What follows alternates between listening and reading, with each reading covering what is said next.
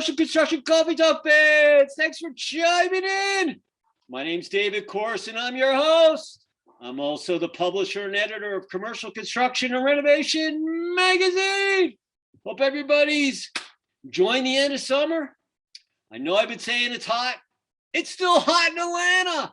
Oh my God, it's sizzling hot. I think it was 98 degrees today, plus humidity. If you're working outside, make sure you're hydrated. And I said that, I keep saying that on my last, I'm telling you, it's just been brutally hot here. But fall's coming.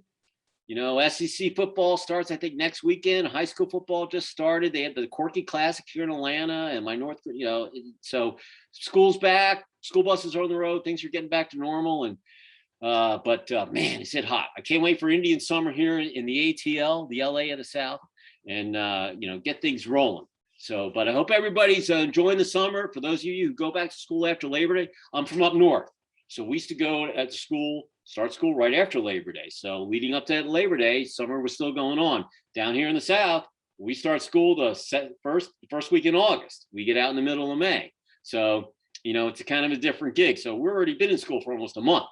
So it's, I'm used to the school buses. I know when I don't want to go down my street because all the mothers don't want to put their kids on the bus because of COVID. So now they're all picking their thing and it gets backed up like, 30 minutes to get in. So you don't want to come into my subdivision, between 2:30 and 3 o'clock because the elementary school's right there and the road is just backed up. So anyway, these are the things you learn from COVID. I blame it all on COVID. It's COVID's fault. The variant's fault. It's all its fault. It's all COVID's fault. Call it what you want. It's COVID's fault. That's all I'm going to say. So today, I have a really cool guest. One of my favorite cities, and I know many of you know what I'm going to say. Denver, Colorado. My alma mater, University of Denver Pioneers.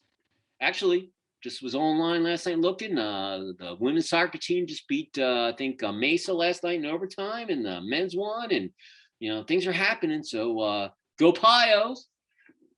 Anyway, got Mr. Brian Ciciora. He's the president and founder of Truewerk Apparel, correct? You got it. Out of Denver, Colorado.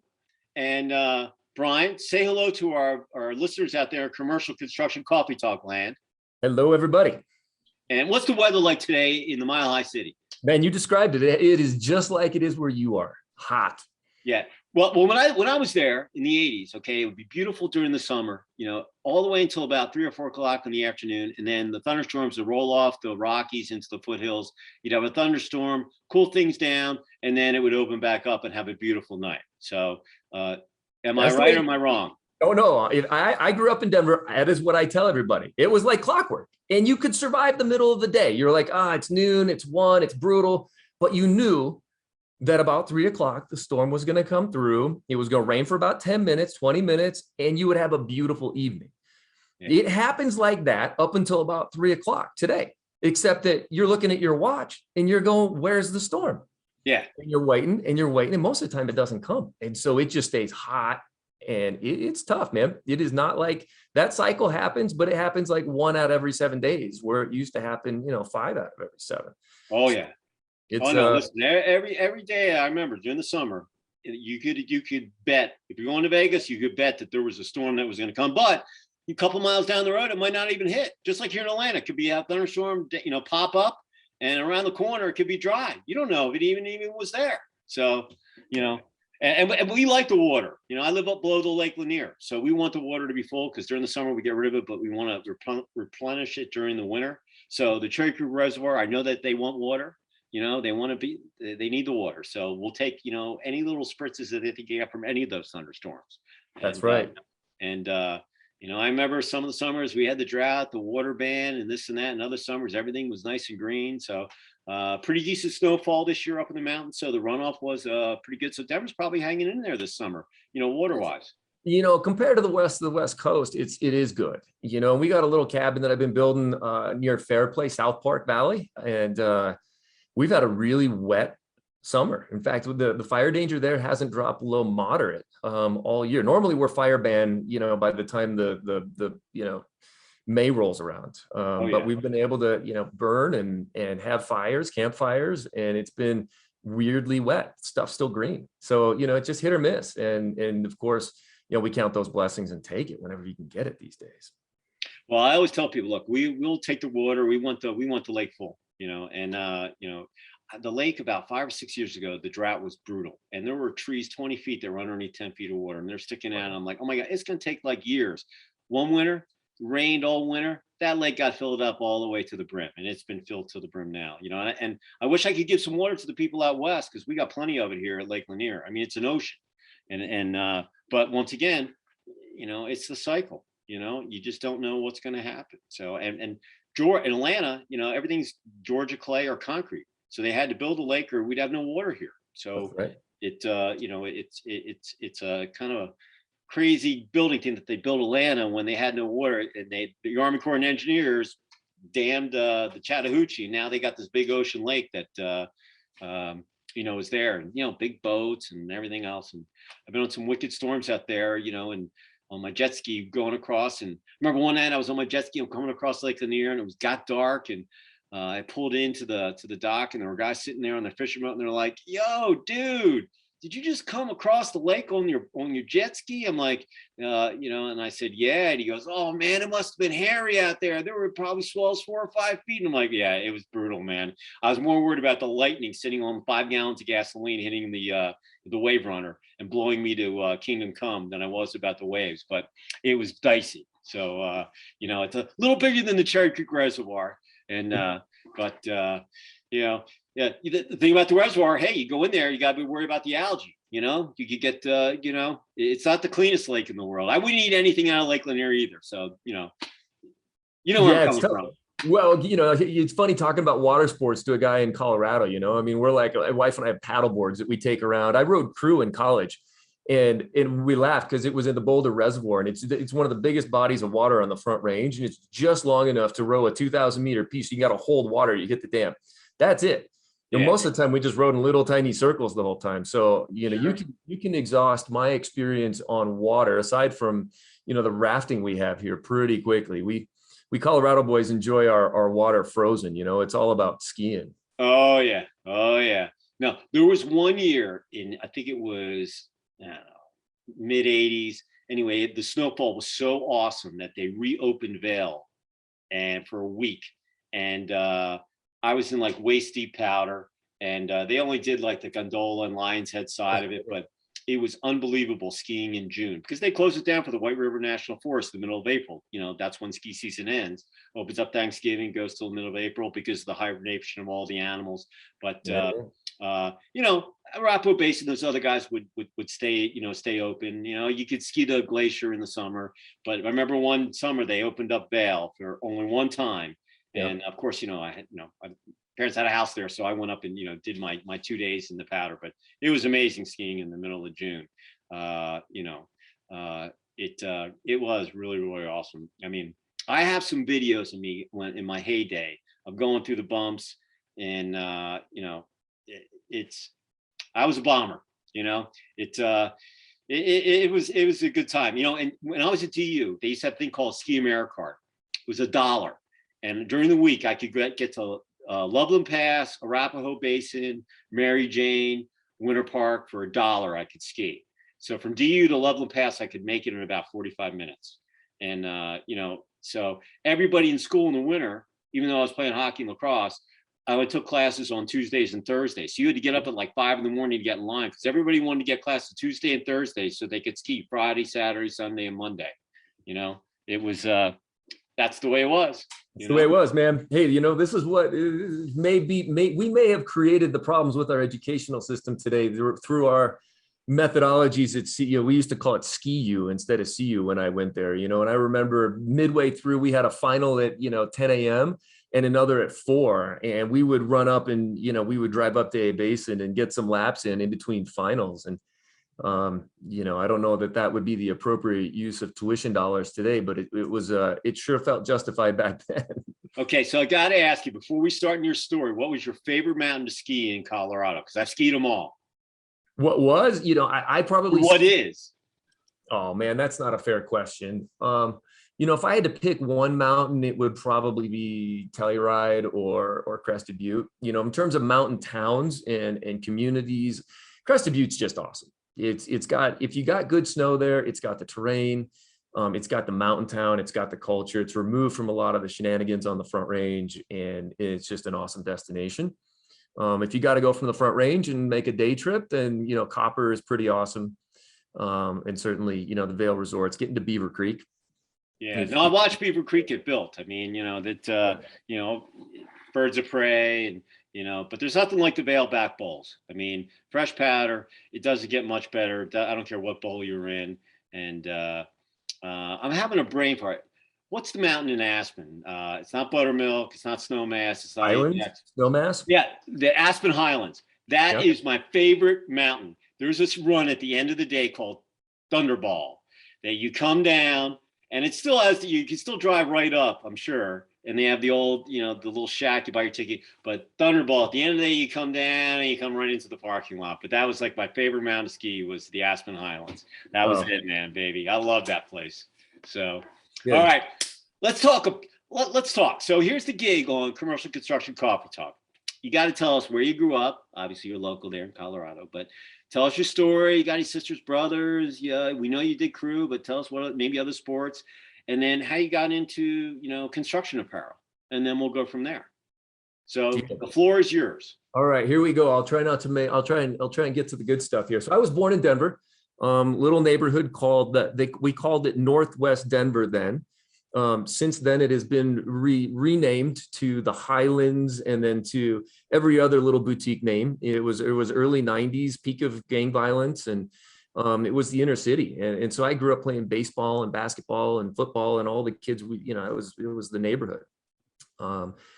Went to school out in South Denver, and had the opportunity to go to a school that was quite a bit more privileged than some of the neighborhood schools that I grew up in, and kind of started to get to know different folks. The neighborhood I grew up in was first an Italian neighborhood, and then it was a Mexican immigrant neighborhood. It was always an immigrant neighborhood. And so we had just this really amazing culture of great food and great families and really deep roots there. And my wife laughs because the little school I grew up in is still, growing up playing team sports for a coach that could hit you on the back of the head with the clipboard and drag you around by the cheek was those days are over. Yeah, right. I mean, and that was, and Mr. Rouse and Miss Sheck and the whole, the whole St. Catharines, growing up in that team environment, just getting your ass handed to you by your coach every day was what taught us the skills that it's still some of the best team building and how to be a person, right? They groomed us as people first, and then we learned to play volleyball and basketball, and that was how we got to be competitive too. And honestly, my competitive drive and views on family and culture and community, they all came from by the time I graduated from 8th grade. And so it's not part of the story I get to talk about much with True Werk, but since you gave me the opportunity to start a little further back, that's what it's about. And I think by the time I graduated from 8th grade, whatever that means, most people get there, but the foundation was there. And I went to high school with the Coors kids, and had a lot of affluence. I got to know a lot of people who were of big family money, and I saw some of the upsides of that, but I never found anything to this day. I haven't found anything that really beats the cultural and community roots that I grew up with in Northwest Denver. So we went to high school. I had an opportunity to go play baseball at some bigger name schools, and wound up kind of leaving the baseball world and going to CU. And at the time, that was kind of a practical decision. It was from a tuition standpoint, it was affordable for my family. It offered a balance. State school, yeah, sure. Yeah, it was just a state school. And Boulder at the time was, it was a little bit in the direction that it's headed now, but it didn't have nearly the affluence, and it was still a little bit more balanced and gave me the opportunities in the outdoors and things that were of interest. And so I studied mechanical engineering at CU, and I just sort of grew up building stuff. My dad was from the south side of Chicago. My parents grew up there. Family was in the steel mills, and my best days growing up were working on the cars with my dad. Working on old Volvos, that was his thing. And so, whenever every Saturday morning, you find us in the garage and fixing our house and whatever that was. And so I grew up building things. My father ran the industrial design department at the Art Institute here in Denver for about 25 years. And so grew up in product design, product development, and that's very much in my blood. So going to CU, studying engineering, it's all been, the theme of my life is about building stuff.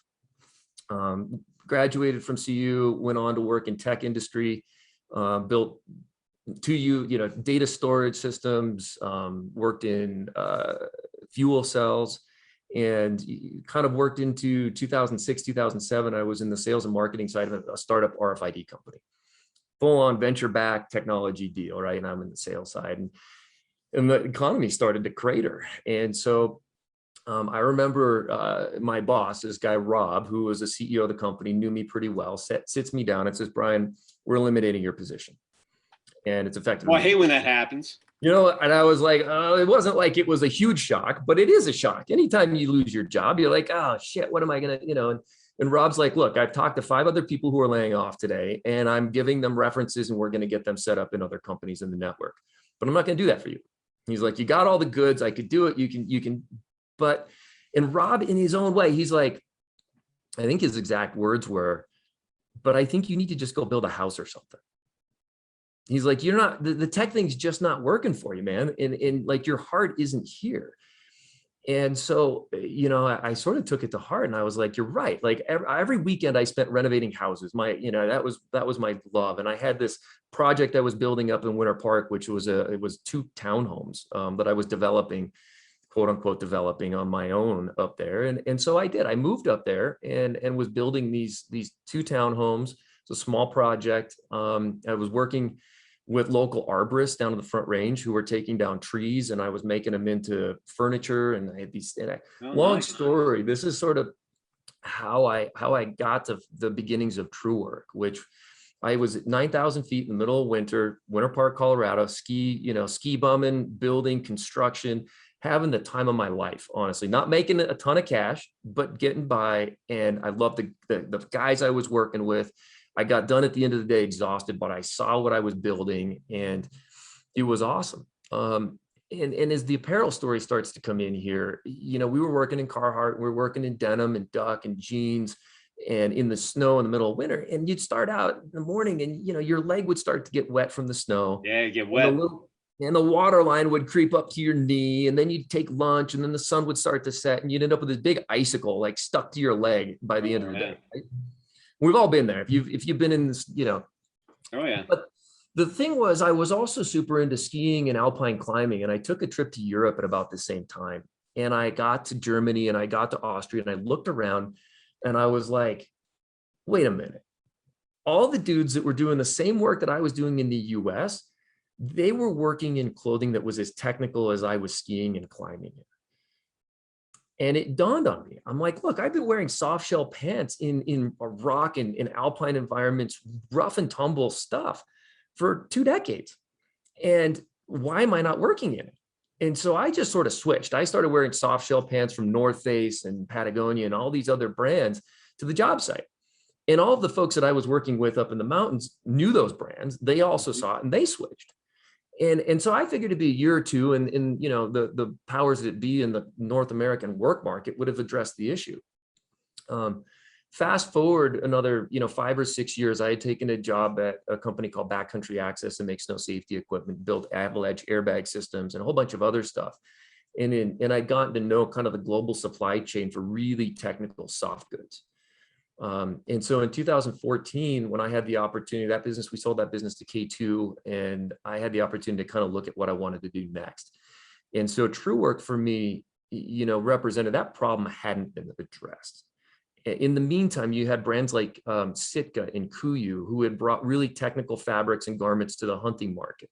Outdoor Research and Patagonia and Arc'teryx had done this for the military, Massif in the military.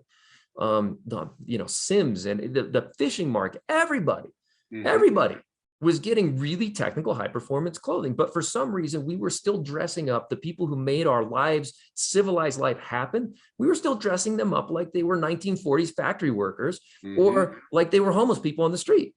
Sure. And it didn't make sense to me. And so for me, True Werk was the opportunity to do a couple things. One, it was to bring the really technical garment work and fabric construction from the outdoor industry to this market. But secondly, and maybe more importantly, I sensed that there was a change culturally in North America, in the trades. There was and it's only gotten more pronounced in that, since, where you look at what is a college education, where is that path? People like me who were, stuck in these dead end tech jobs that weren't where our hearts were, trying to figure out how do I go and tell myself and those around me that I'm going to go take a job in the construction industry. And I'll tell you, one of the things that I remember, that conversation that Rob had with me when he was laying me off, right? He had a lot of it right, but there was something that I wanted to change in that tone. Because Rob told me, man, I think you need to go build a house, but he didn't say it the right way. He was like, it was a step down. You need to go in the construction industry because it seems like weirdly where your heart is. The right tone is, sounds like you have an opportunity to go build stuff, be in the construction industry. You need to step up. The rest of the people here, I'm going to put them in the same job they've been doing forever, and that's going to be fine when they go on. You have an opportunity to go do something bigger and better. And that story, combined with what's happening in the trades right now, is really what True Werk is all about. It's about trying to correct the misunderstandings in the trades so that people understand that this is not a step down. It is fundamentally a great opportunity and a step up relative to a lot of the other options. So you've got this apparel line. It's been around how long now? We started in 2015. So, 5-6 years. So 5-6 years. So you're cruising along, you're making sales, you're improving the look of, we got guys looking like polo models on the construction site. They're looking great. 2020 comes around. All of a sudden, Tom Hanks gets the bug, March Madness gets canceled, and everything gets shut down and all the cranes are silent, right? Am I right? Yeah, it was epic. Yeah. So looking back, it's now been almost 18 months or so that when the pandemic first started. I mean, I was in Florida, I was in Milwaukee looking at hotels when that week went down. I did my summit in January, largest attendance I ever had. It's my first cocktail reception down in Miami on a renovation at Cocoa Grove. And then I was up in Milwaukee looking at hotels and everything just, standing. And listen, I had gone through the 2008 crash. But the difference was restaurants were still open, things were, going, even when 9/11 happened, the flight stopped, but still things were open. Here, everything just got closed down and no one knew when it was going to be open. And it just went on and on. And it really depended on what state that you were in. Some states, you were locked down. You're in Georgia, we were pretty much still open. So, but I've heard so many different people tell me that through the pandemic, that they learned so much about their business, productivity was up, and it all depended on the decisions you made internally as a leader of your company on how you were going to survive, not knowing what the end game was. And we still don't know.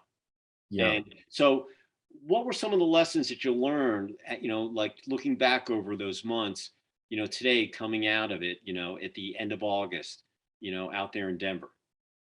Yeah. So, and it's important to look back on this stuff, right? And I've actually pulled up a few things. So, I think when it first hit, we sensed it early. We operate on a global supply chain. And so, I had vendors in Asia that were very quick to alert us that something was up.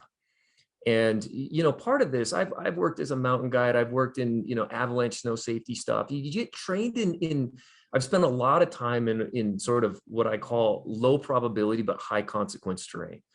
The odds that the whole slope is going to fall and come crashing down, pretty low. But if it happens, it's really bad, right? Yeah. And part of the things that's hard in that scenario is you have to constantly be willing to listen to and react to things that most people just accept as, it'll probably be fine. And so we're constantly in tune for that. And so when we started to get those signals, I was pretty quick to alert, our board and the rest of our group. And we immediately started making changes to our supply chain. And, I'll be honest, we looked at the forecast. We had orders placed for fall of last year. And, you know, I very quickly said, something's about to hit. This is going to get disrupted. And, you know, a little counter to what everybody else did, we doubled down. We were like, you know what, instead of pulling back on our orders and our forecasts, we think market share is going to be in play. We think our bigger competitors and people who are more entrenched are going to get shaken by this. And this is an opportunity for us to attack.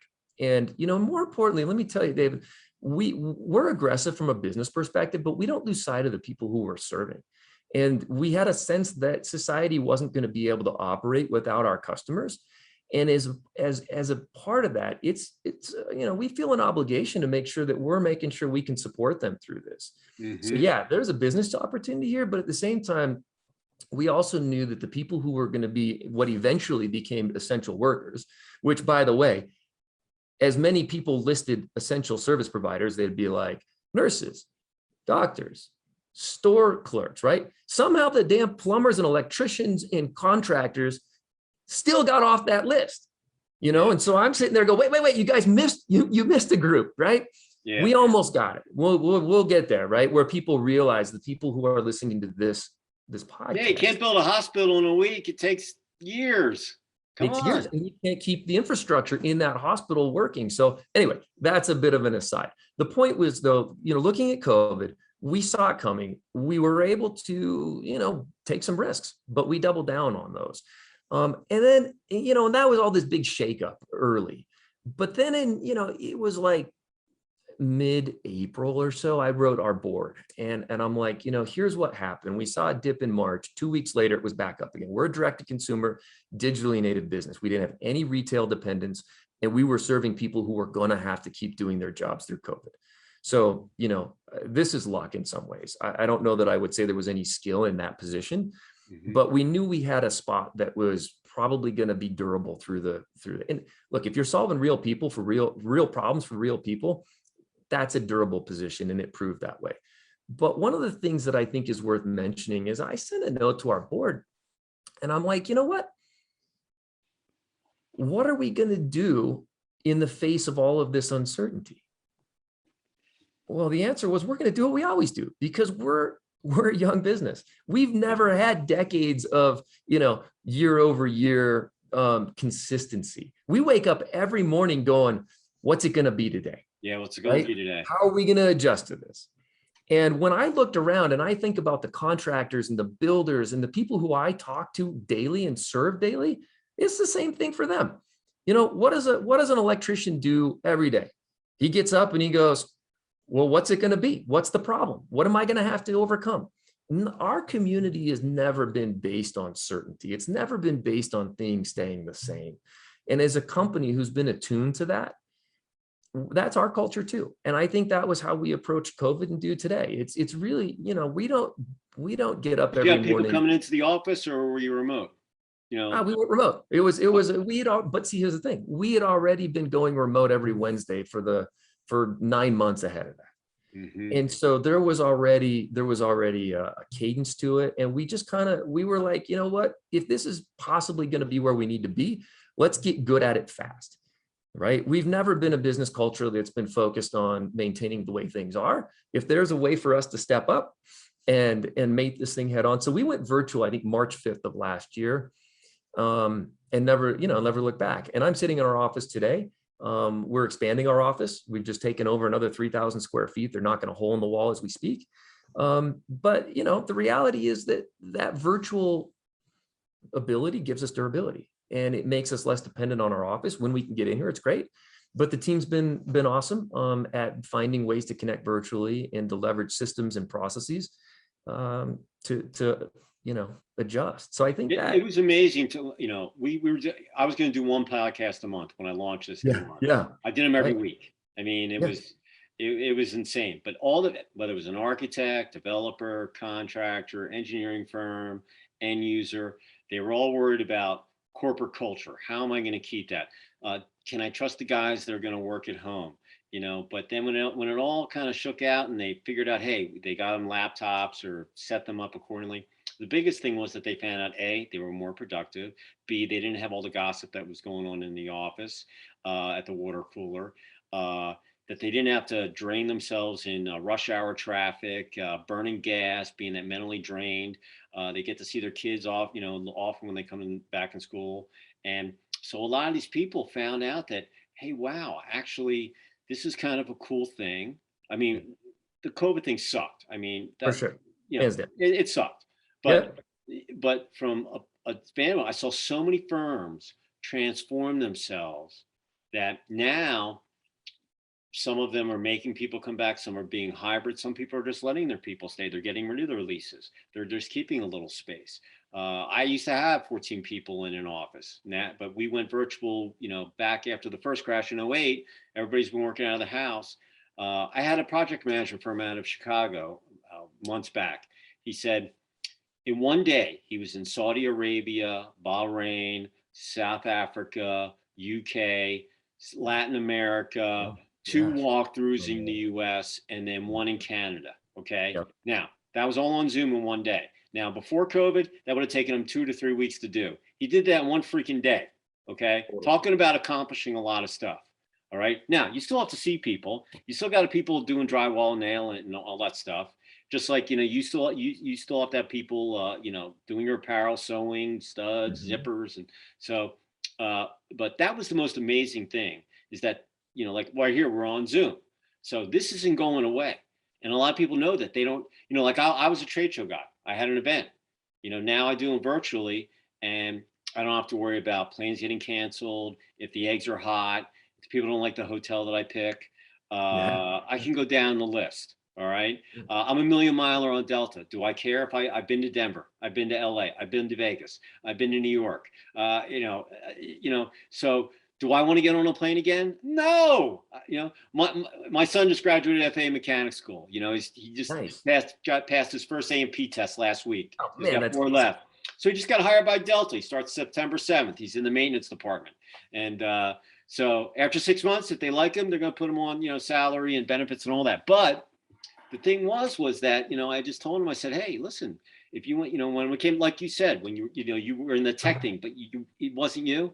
When it came time for him to go to school, he was a lacrosse player. I said, look, you can go play D1, 2, 3 or D-pole, and he's like, Dad, I want to work on my hands. First he wanted to work on motors, cars. I said, if you don't have your own shop, you're not going to make money. Then he wanted to do motorcycles. I said, you can only do it in warm states because, if you're in a cold state, you're not going to ride bikes in the middle of the freaking winter. Just like Denver. No one rides bikes, maybe a couple times in the winter if it's nice, and then he did the airplane thing. We saw these guys that were going to retire. I said, look, here's your gig. You'll learn avionics, wood, welding, all that stuff. And so he, but all his other friends went to school, 4-year bachelors, whatever they were going to get. Like I was economics, political science, but really I was ice hockey, lacrosse, and skiing. Okay, that's what I was. Let's be honest. Okay. So, but for him to get it, I said, look, you're going to go on in 24 months, you'll have your license. You'll be 21. You could go join the Army and do your 4 years and, maybe get on a, G5 and work as a general's, maintenance guy or whatever, or go open your own shop or, so people with their hands, like, you and I are basically about the same age, give or take. And so I had shop class when I grew up. I still have my erector set. I grew up with a construction family. I was down at the scrap yard when I was in the showroom with my parents with all the upholstery and stuff, so, you and I kind of have that same kind of, and I always, you don't know me that well, but I always put everything into sports. Business is just like sports. You got to get up every day knowing that there's a game there, win or lose. You got to learn from it. You got to apply it. And you can apply it to your business, your personal, your business. And listen, I'm in construction. I'm a little independent publisher. I'm going up against these huge big guys, but I like it. I mean, just like when I was in the field, I wasn't the biggest guy, but man, I said in my last podcast, I said, we were talking about belief and wellness and this guy making people safe on the construction sites. And I said, the Bible, he talks about, David and Goliath, the little guy taking on the big guy, but he won the battle, and then he went back and he took all the stuff that was stolen from him, because, that was the right thing to do for the people. And so I'm always kind of, the underdog, when I went out on my own, just like yourself, back in, everyone was like, don't leave. You know, my parents, don't leave. You have an expense account. You can, and Nielsen's like, you can retire here, you know? And I was like, nope, I'm going on the road. When you come back, you're going to sell me the magazine or not? And I came back and they didn't believe me. And I resigned December 17th. And then 2 months later, I put my first issue out and I haven't looked back since. Now, has it been a roller coaster? You bet your butt. Just like some sports seasons are really good and other seasons they're not as good. But you know what? You know, it's just like DU. Hey, we've won 8 national championships on the ice. We have 1 championship in lacrosse, but we're always in the top 10, you know, but you're not going to win them all, but you learn from it because, you know, you want to win most of those games. You're not going to win everything. Yeah. And construction, it's fierce. There's thousands of contractors out there, you know, thousands of maintenance companies, and, you know, the end users, they can't hire everybody. So, you know, this whole COVID thing has taught so many, I bet you a lot of people have learned more about their business over the last 18 months. I know I have, that they would have never had that opportunity to grow mentally, physically, and just in general as a business person, with, you know, without the pandemic. Now, could I have done without the pandemic and all? Oh, absolutely, because everything was cranking. I mean, there were cranes everywhere in February of 2020.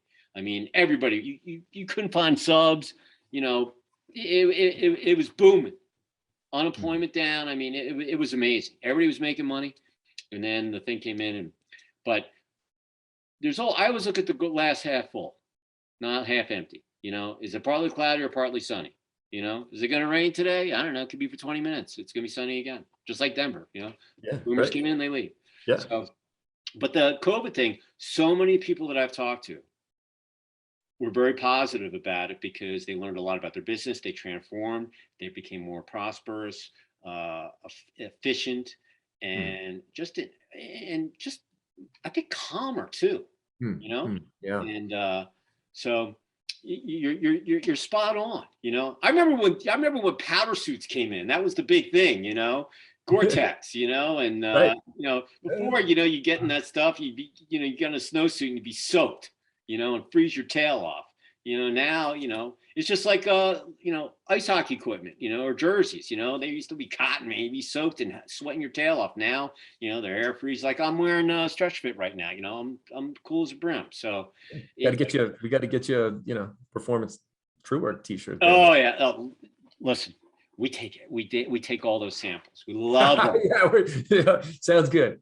So the, you know, knowing where you were, where you went through the pandemic, you doubled down, you kicked ass, you're kicking tail, you got 3,000 more square feet you can build. I always like hearing about stuff, you know, being growing and stuff.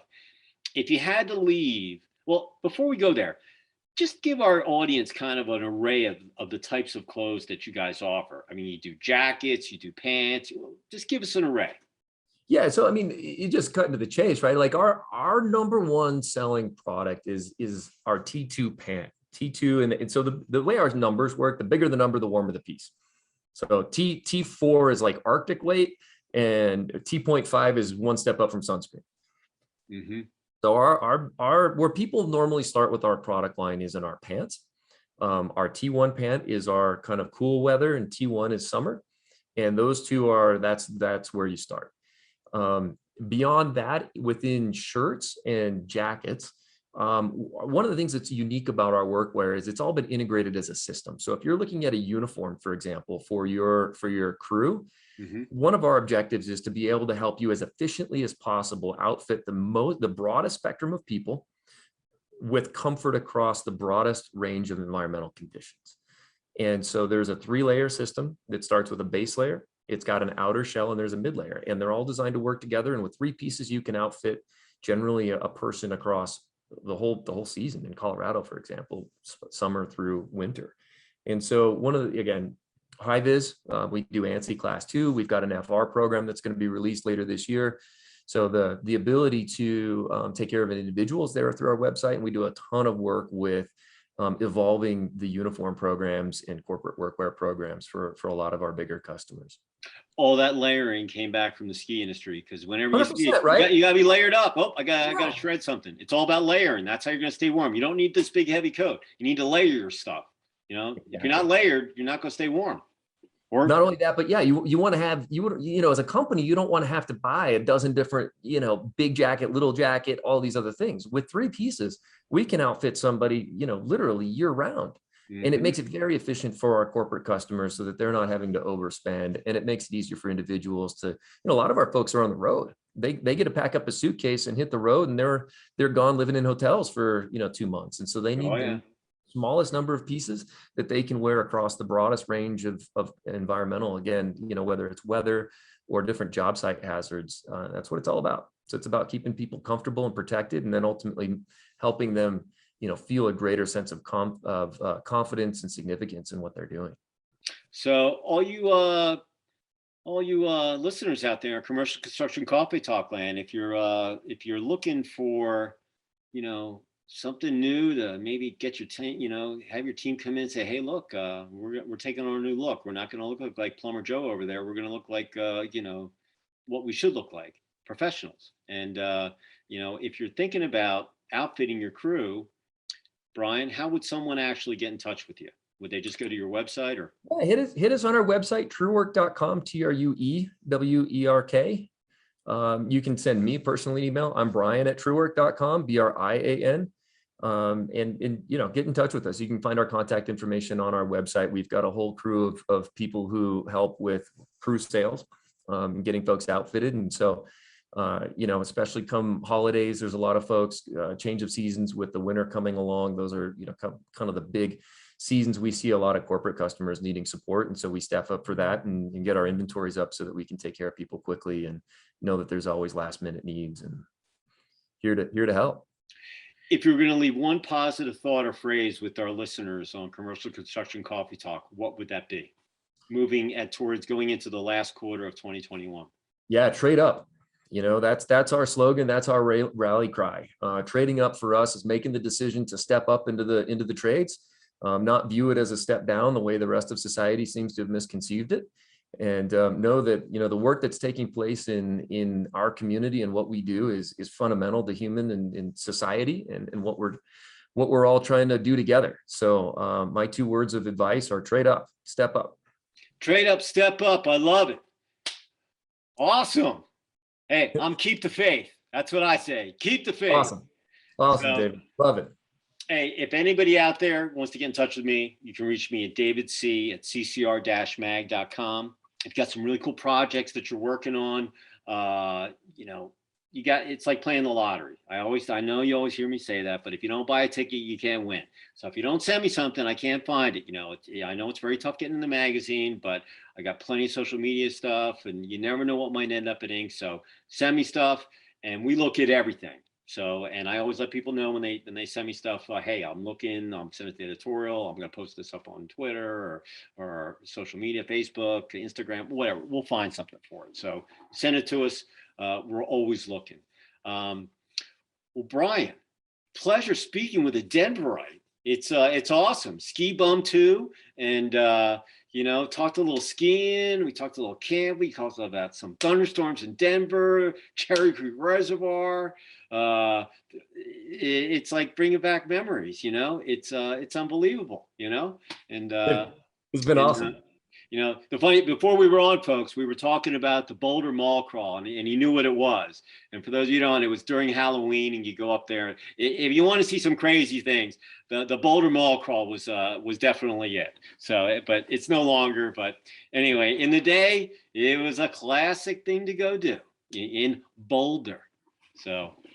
Too much fun to have these days. Yeah, I only remember so much of those nights. I remember driving up there. Some nights after the Boulder Mall Crawl, I ended up someplace I didn't remember how I got there. So, well, Brian, pleasure. Enjoy the rest of the summer out in the Mile High City and the Rockies, and be safe out there. And winter will be here before you know it, and the ski resort's going to open. Hopefully the donkeys. I call the Broncos the donkeys. Hey, yep. I hope the donkeys, they get it together, and DU, can't wait for hockey seasons to start again. And lacrosse will pick up, in the fall, and then start up after the year. So, with that said, everybody out there, enjoy the rest of the summer wherever you might be. Stay cool, stay hydrated. Hey, remember, Still got to wash your hands. Don't touch your face. Make sure your surroundings, you're going to be okay. So with that said, Brian, say goodnight out in the Mile High City in Denver. See everybody. Thanks for having me on, David. It's been awesome. And I'm going to say goodnight from Swanee, Georgia, just below Lake Lanier and the Beaufort Dam, north of Atlanta, Georgia. And everybody, we will see you next time on another episode of Commercial Construction Coffee Talk. Thanks for everybody signing in. Brian, I look forward to meeting you in person someday. Okay? Great, David. All right, man. Thanks for chiming in. We'll talk. Everybody. See you, man. Go Pios.